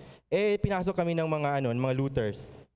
Di sabi ko, kasi they were so worried about their plates at yung mga kung ano nilang mga baso. Sabi ko, kung di kita malakatin, pambubuungon ko gunin yung mga plato. Naghalukira ako for the first time, kumuraba ko. So nagkalakad kami.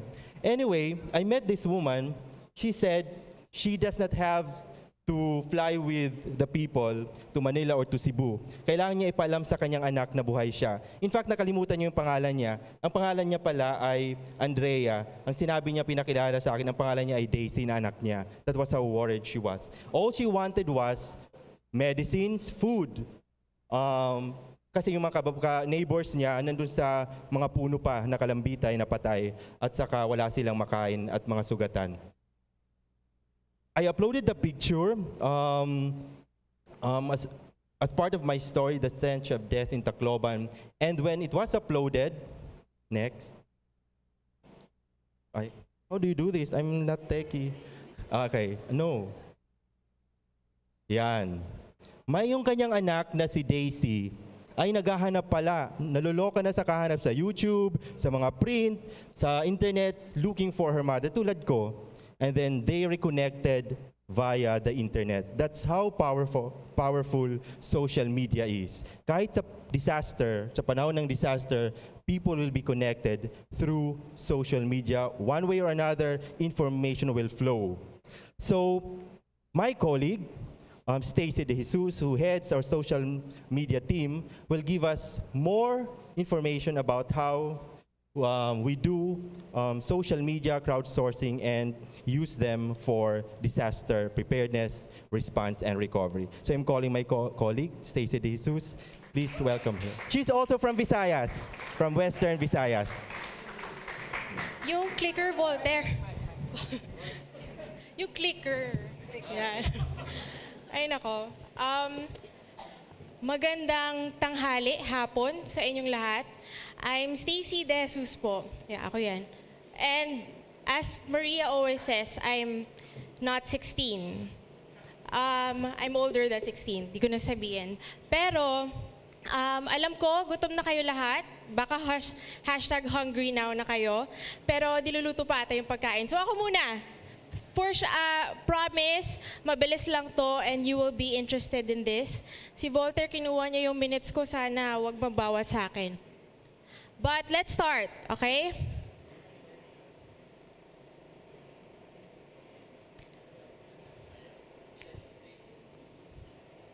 Wala eh. Oops. Okay.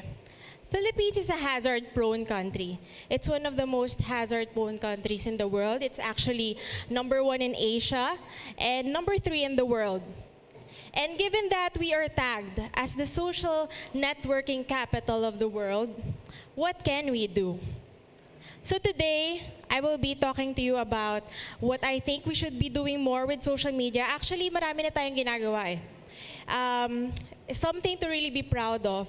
And 74% of Filipinos online use social media to reach out to friends. And the next one is 70%, they meet new people. But during disasters, it's really amazing to see the transformation of people shifting their focus or their purpose every time may disaster sa social media. In a click, nagbabago lahat. And that is us uniting and working together every time may disaster.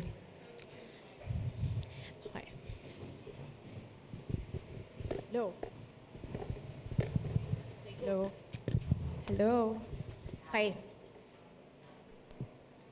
There are 271 million Twitter monthly active users in the world and 1.3 billion monthly active users worldwide. And if Facebook continues to grow at its current rate now, did you know that Facebook can get larger than the world's most populous country by 2015? So it's going to be bigger than China, which is the world's most populous right now.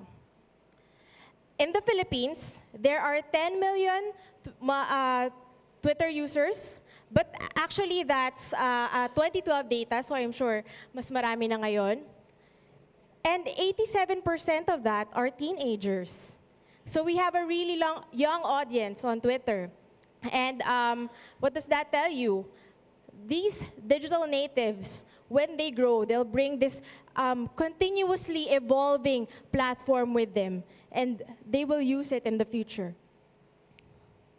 And actually, that makes us #1 pala in terms of Twitter penetration of teenager users in the Philippines. #2 yung Indonesia. Pero 87% tayo yung pinakamarami ng teenager na nasa Twitter. For Facebook, we have 38 million people, and that's actually roughly 1/3 of our population. 1 in every 3 Filipinos are on Facebook. And let's zoom into Tacloban. Mr. Mayor said earlier that according to yung announced data, 220 to 240,000 ang population sa Tacloban, but that's maybe bigger. But did you know na 200,000 ang naka-register from Tacloban sa Facebook? Or actually, sobrang dami sa inyo ang nasa Facebook. And ito yung yung sa about sa Facebook nyo, na pag nilagay niyo yung location Tacloban, makakount kayo. Pero kung hindi nyo nalagay doon, baka hindi pa na-count dyan, baka nilagay nyo taga New York kayo kahit hindi. So hindi talaga makakount. And also, mga kaibigan natin or mga loved ones natin who maybe passed away nung Yolanda, baka kasama rin sila dyan. But that's how many are on Facebook. So the best, So one of the best practices I like na ginagawa ng mga Filipinos online during disasters is when they report information. When yung mga regular people turn into citizen journalists. But of course, before you go on a social media reporting spree, baka isipin nyo, citizen journalist na ako, gagawin ko na lahat ng, mag-report na ako lahat ng makita ko. Of course, during disasters, you have to think about tiny little things lang naman. Siyempre, yung buhay nyo muna. Save yourself first. Make sure na papasok na yung baha, ikaw, sandali lang, magre-report lang ako kasi citizen journalist ako. Huwag naman ganon. So you save yourself first. And as much as possible, you try to tweet or Facebook post complete information. Of course pala, social media is more than just Facebook and Twitter. Pero dito kasi sa Pilipinas, we use Facebook and Twitter a lot. Di naman tayo mag-Google+. Also Instagram. But yun, Facebook and Twitter muna tayo since that's what we use mostly.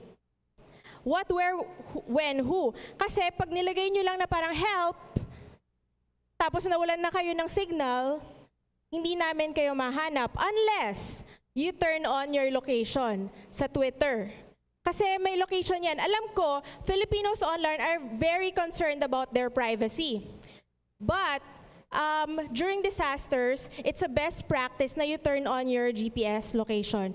Para kunwari, nilagay nyo lang help.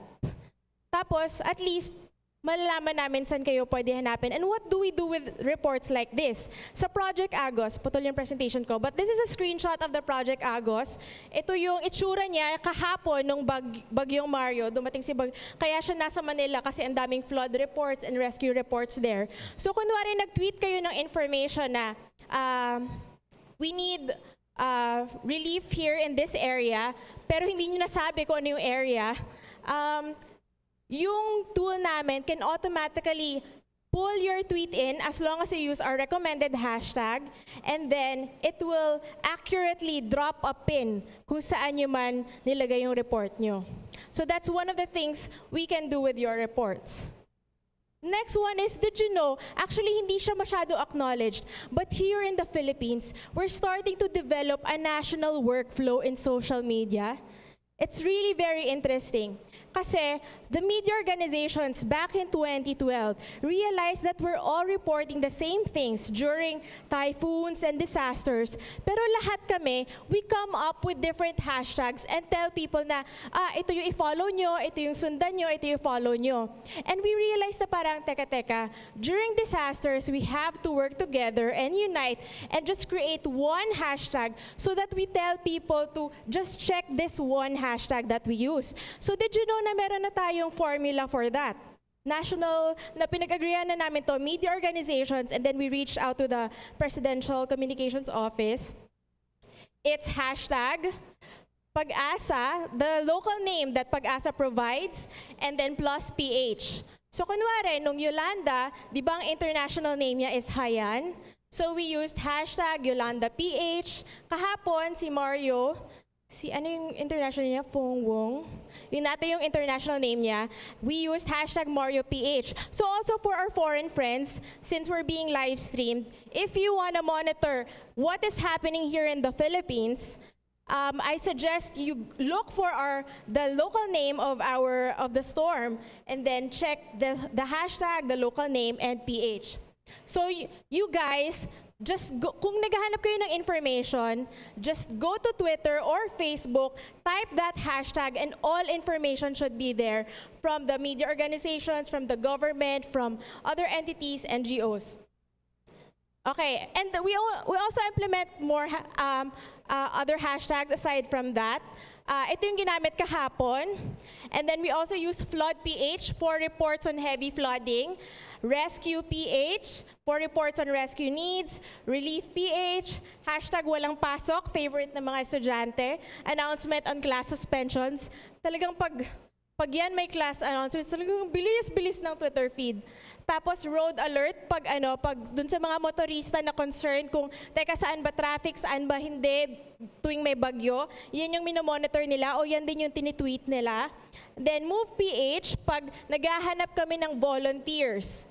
No power, reports on power outage. No water, reports on water shortage. Tsunami PH, reports on tsunami incidents. And Storm Surge PH for storm surge. Ito, syempre, bago lang yung storm surge na yan.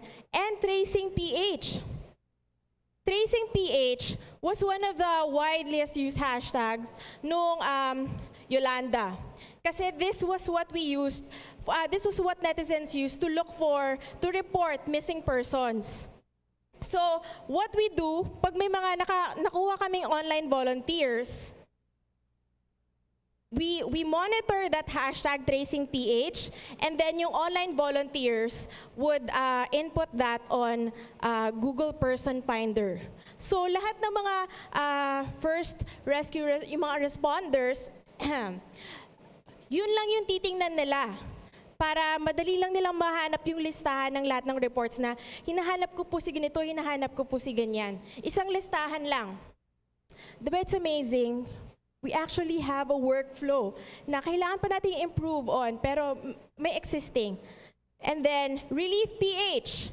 Kapag may mga reports on, especially after a disaster or a storm, biglang magtitweet na yung mga tao, ang bilis nila pagtayo ng mga relief centers, kahit yung mga nasa garage lang nila, nilalagay na lang nila na hashtag Relief PH, I'm looking for volunteers to help me pack these relief goods, or yung mga iba na parang, in this relief center, we need water, food, tinitweet lang nila na ganun. And then, what we do is, we come up with a story. Tingnan nyo, 36,000 shares. Ganyan ka-interesado ang mga tao para tumulong no ano. Kasi sobrang habang listahan yan ng lahat ng relief centers na twinit ng mga tao after Hayan. So, continuously ina-update yan. Refresh lang ng refresh. Kung gusto mong tumulong dito sa Pilipinas, or kung gusto mong tumulong worldwide, meron ding listahan. Kunwari, overseas ka, Tapos meron din mga relief centers na nasa isang listahan lang din. Now, social media, because of this, is a proven, di ba, proven na siya na makakatulong siya during disasters.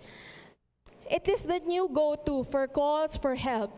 Like, nung Hayan din, immediately after lumabas yung reports, loved ones from abroad and everywhere else in the world started tweeting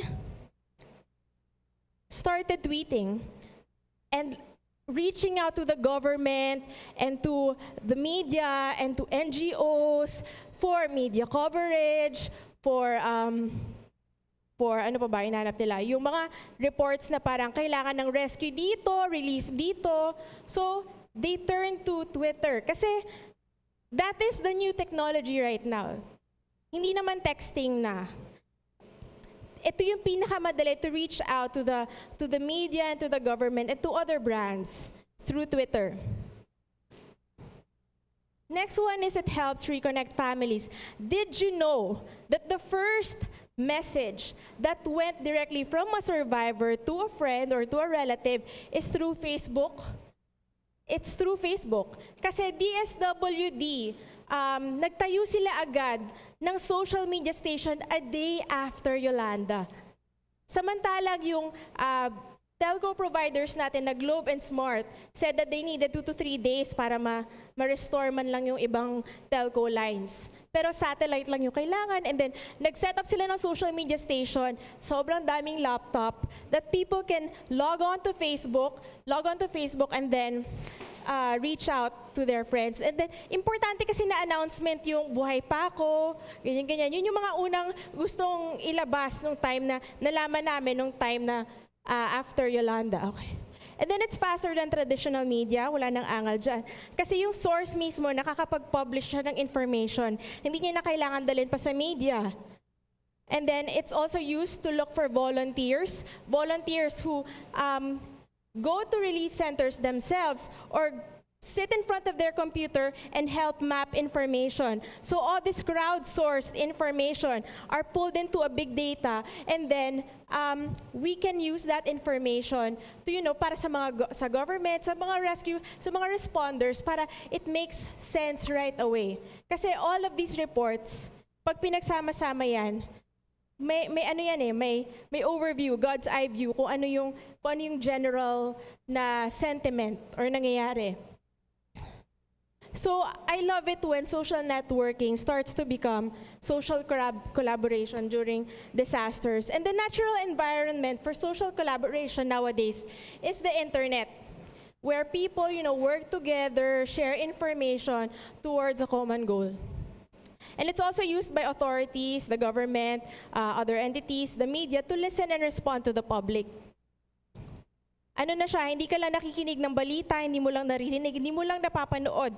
Ngayon, pwede ka nang, teka, wala namang coverage sa ganitong area, tulungan nyo kami. Kailangan ng, and then, share verified, bibilisan ko na, share verified useful information. Follow official government and news organizations account. Pumili kayo, yung tingin nyo accurate, credible, tapos sundan nyo yan, mag-prepare kayo ng list.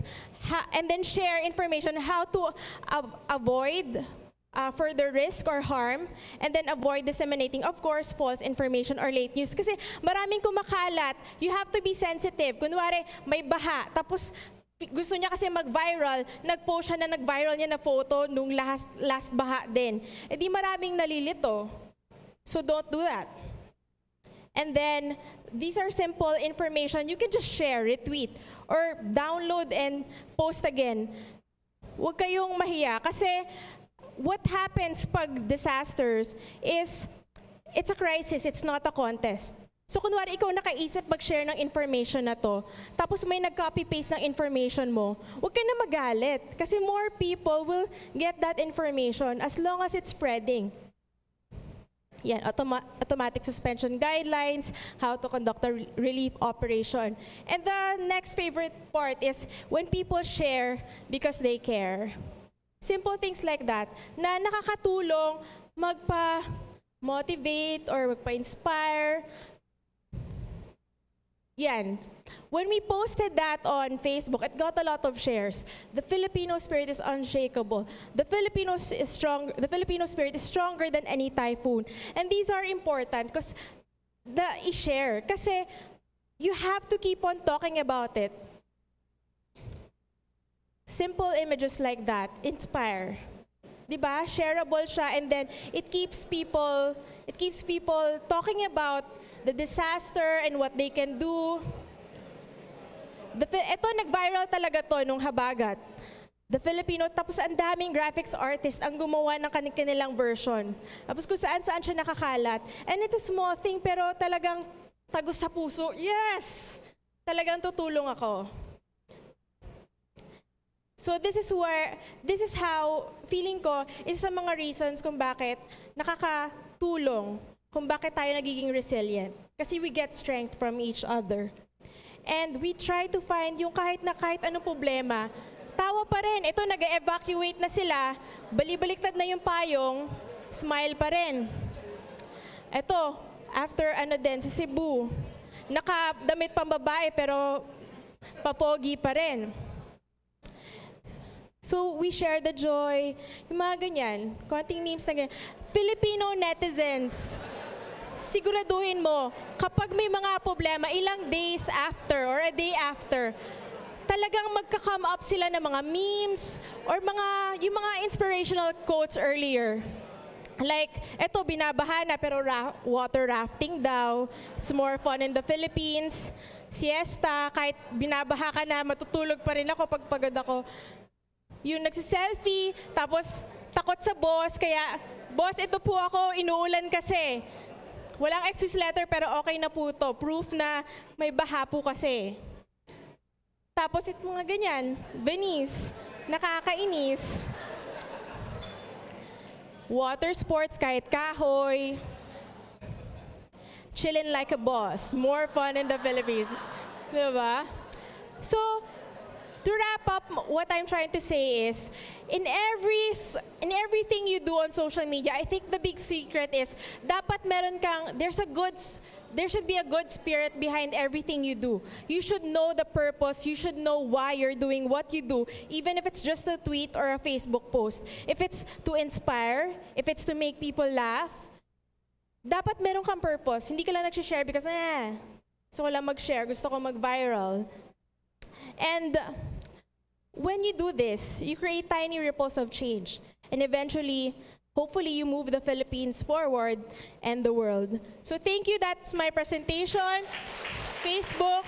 Follow us on Facebook, on Twitter, and on Instagram. Ito, malapit na kumain. Isa na lang na announcement. We've been talking to my team, the social media team, the Rapper social media team, has been talking with our online followers for 4 days straight because of 2030 Now. Kasi yung 2030 Now has been happening around the world. May Tunisia, may New York, and we're all using the same hashtag. Tapos, for those who have been live tweeting since day one, whatever they hear, malalaman nyo na no matter kahit konti lang yung followers nyo, mahanap kayo talaga ng online community ng social good. So, now that after everything you've heard for 4 days, I hope, kung nanonood kayo ng live stream din namin nung first 2 days sa Manila and yung kahapon kung naka-attend kayo, I hope that by now, you're empowered, you're inspired to now choose the world you want. So, our intelligence team at Rappler, to make sure to try to convert that conversation into a more, a community talaga na later on we can work together and tap to move the Philippines forward. We'll be asking you to now take a pledge of choosing the world you want. So I want everyone na may naka-internet or nagtitweet to prepare a tweet with the hashtag #TheWorldIWant. Hashtag #TheWorldIWant, and tell us, what kind of world do you want? Or are you ready to move and go and create that world you want? So it could be as specific as, I want a world with world peace. I want a world without corruption. Or as specific as, I want a world with better recipes for chicken. So share that, And when I say go, sabay-sabay tayo mag-tweet. When I say use the hashtag, the world I want. Tweet that, and makikita nyo dito live, kung gumagana yung internet, sana gumagana yung internet, na lalabas yung mga tweets nyo. And by the end of the program, maybe we can update you how many have taken their social media pledge to choose the world they want. Again, it's hashtag the world I want.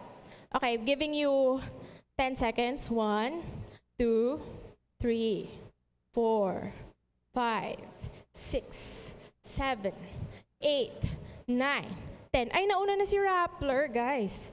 Okay, now, go! Tweet! Wow, bilis. Yan. So these are the people who are taking their pledge. The world I want is living with peace and harmony. A wonderful world of wonderful things. I want the world to be more caring. Let's show the world what kind of world we want. Okay, and keep on tweeting and we'll update you kung gano'n na karami to by the end of the program. Hopefully, if we have time. Thank you so much. That is all. I hope na magamit yung information na shinare ko. Those are practical tips. Thank you. Ay, kakain na yata. Announcement. All right, thank you, everyone. And we know the world you want is lunch soon. So we have a video to show you, and then lunch will be available.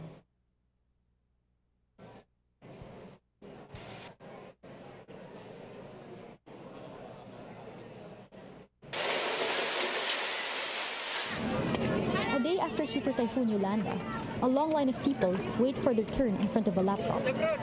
Messages of grief, relief, and hope are sent out at a time when entire cities are information dead zones. If you provide for the needs of the victims, food is one, and in this day and age, I think communicating with family, with your loved ones is another. This backpack was aboard the first C-130 bound for Tacloban. The satellite technology inside provided connectivity vital to typhoon victims and the government. We gave them at least 3 minutes of internet time for them to post a status update, probably on their Facebook page, or probably send a tweet to their loved ones, send an email, and even we used SMS over the internet. So if you're familiar with free SMS on the internet, they used it to communicate with their loved ones.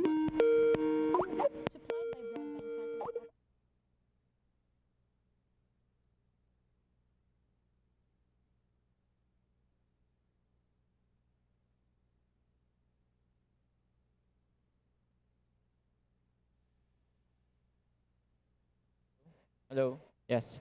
We'd like to invite everyone to have their lunch. You've been given meal stubs. Please collect your lunch in the back in the foyer area. Thank you very much. And for our guests, please proceed and follow here at the exit on the right.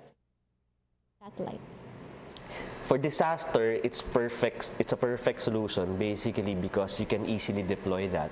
You just point it, some degree in space, and then that's it. You get connected already.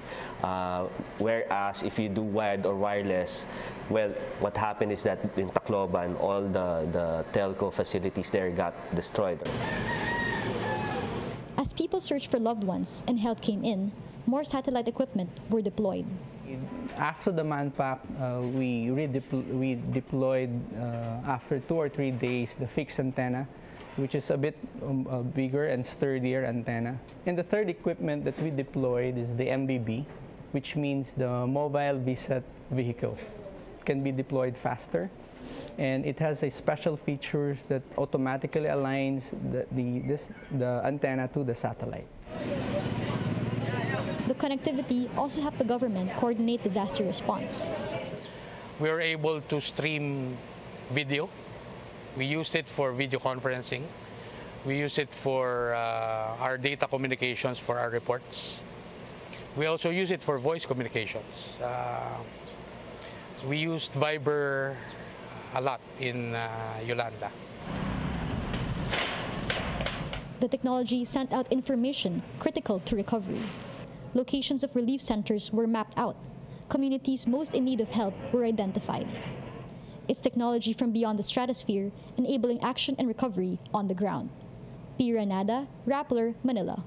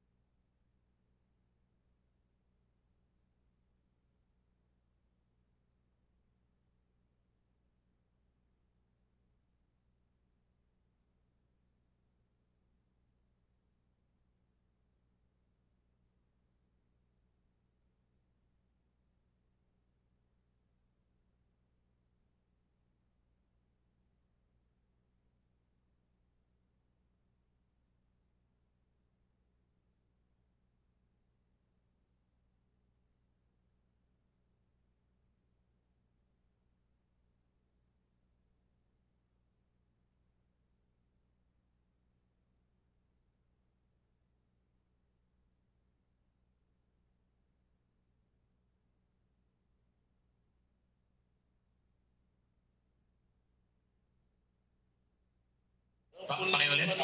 tayo ni Doc Galvez. Oh, sir. John General. Sa